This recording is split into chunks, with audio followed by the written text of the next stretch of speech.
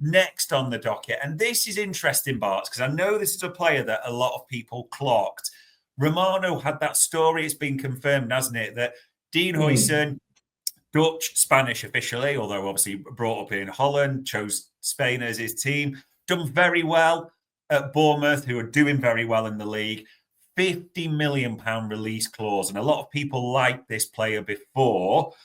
I am genuinely intrigued. What do the numbers say about this kid?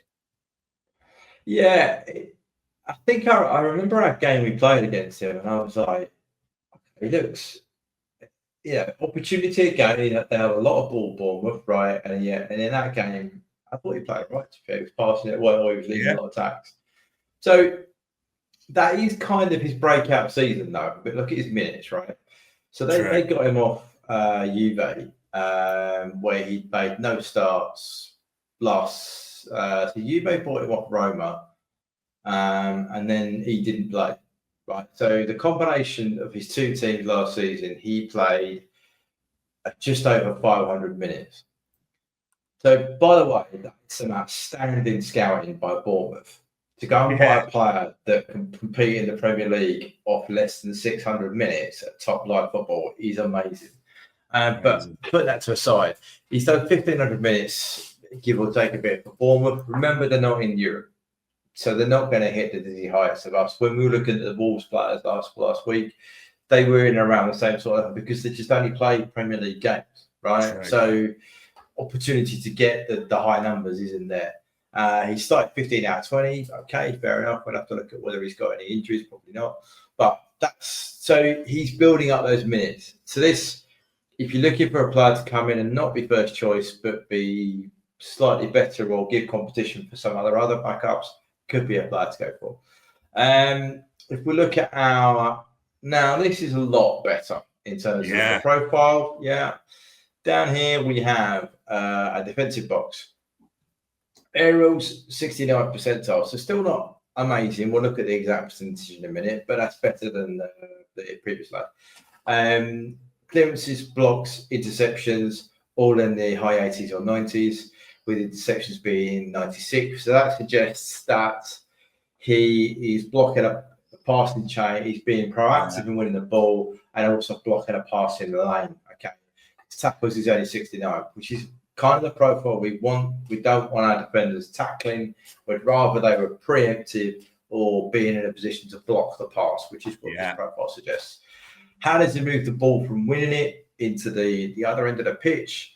Progressive passes received is decent. Touches in the attacking box. Again, centre half, that's good. Doesn't take any players on. Like to see that. But in terms of what he's doing, so he's got a mix of carries and passes. Progressive carries, it's over 20 metres close to the goal, is in 92, which I think you saw in our game. He was bringing it out. Yeah. Bringing it forward. So, but he was also making progressive passes at 80th, and he was passing attempted at 63rd. When he's in the opposition box, he's involved in the 95th percentile shot per 10 actions for a centre half. That's very good. That's really good. Shots, he takes just under half a shot a game.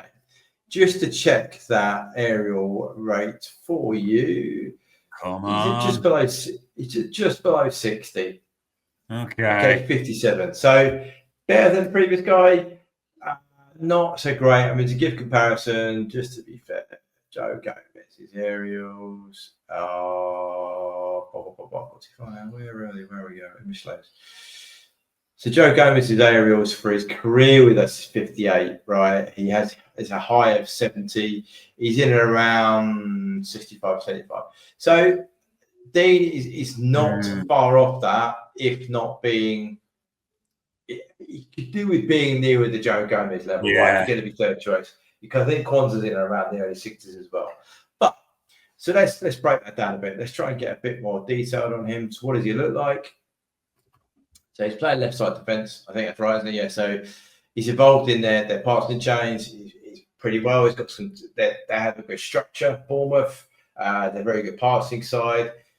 Not too dissimilar to some of the formations that we have on our pass maps. So that's a tick in terms of him coming to play against us. This game is against us, by the way, as well. So it gives you a bit of indication. He's on the ball pretty much every other minute, so that's very, very good. And he's involved in some shorter chains, which is what you'd expect. Okay, not elsewhere. EPV, was he stopping?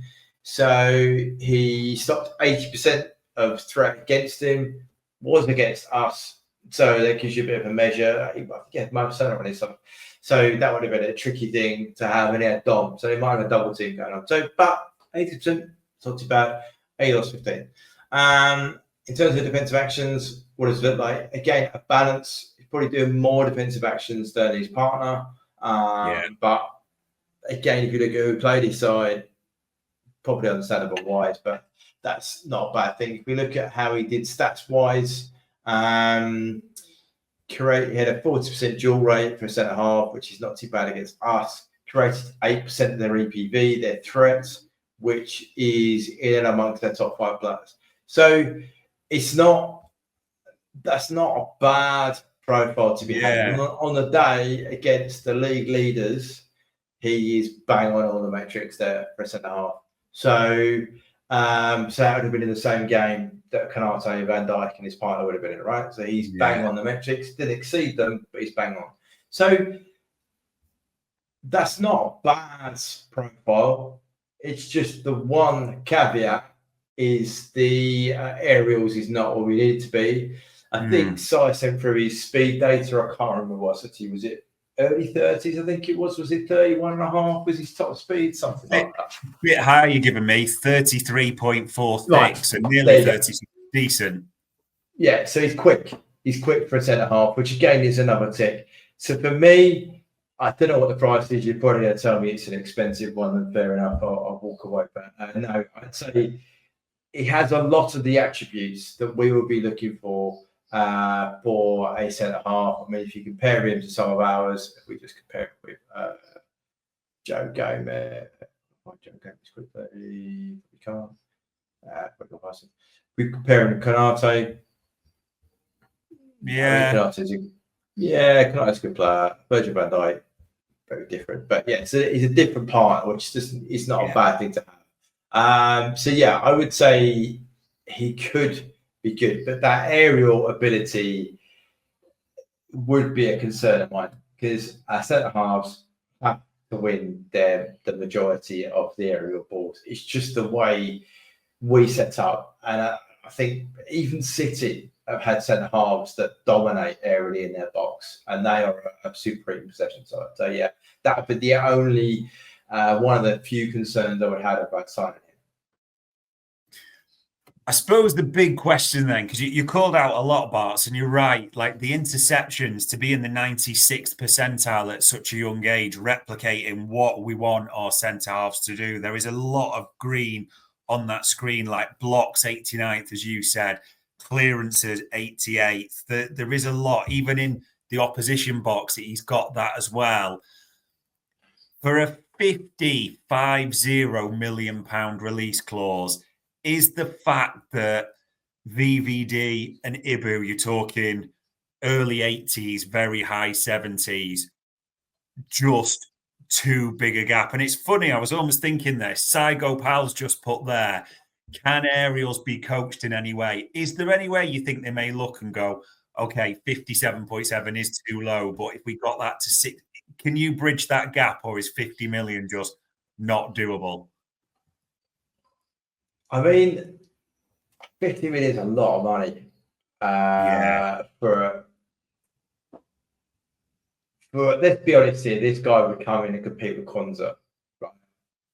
But he's not going to compete with Konate and Van Dijk.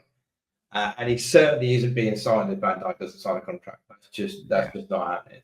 Yeah. Yes, you can. So can you improve aerially? Yes, you can, right? Can he improve 20%? I mean, I was just going to see, is there a trend? He's improved by a percentage point from when he was in Syria, right? The Premier League is a more dominant league. It'd be interesting to see what it is at the end of the season. It really would, because again, opportunity. He might go through a run. The tactic against Bournemouth isn't necessarily to bombard the box, right? It's generally not what they do. So again, opportunities. So you can coach it a little bit. I'm not sure you can coach it up to being 80 odd percentile. But then to flip that round, what do we need it to be for him to be a decent backup? And what we need it to be is high 60s. So you might be able to get away with getting him up somewhere around that. If you get to 70, then fair enough. But £50 million for a third choice centre half, that might be a bit rich for my, but it's not my money. So, fair enough. There might be better options out there. Should we put it that way?